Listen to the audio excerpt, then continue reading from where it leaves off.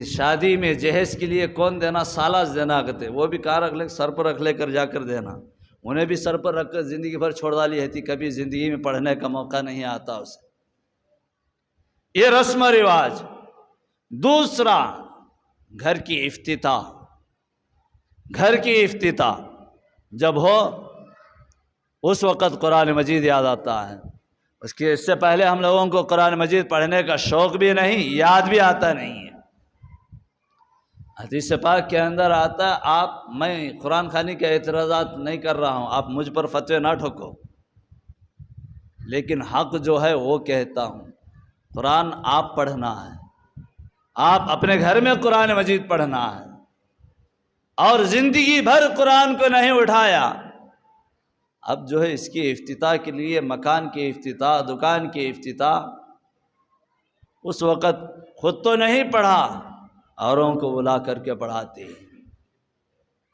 گھر میں موتا ہو گیا، اس وقت روتا ہوا فون کرتا، مولوی صاحب ابا کا انتقال ہو گیا، اماں کا انتقال ہو گیا، آپ آئیے قرآن مجید پڑھے۔ مولوی صاحب آ کر پڑھنا ہے۔ اور جو ہے کبھی اس نے یہ نہیں سوچا کہ قرآن مجید میرا ابا انتقال ہوا ہے، میں خود پڑھ کر بخشوں۔ یہ ہم اپنے مطلب کے لیے استعمال کرتے ہیں، مطلب کے لیے استعمال کیا جائے اللہ وہ قبول نہیں فرمائے گا۔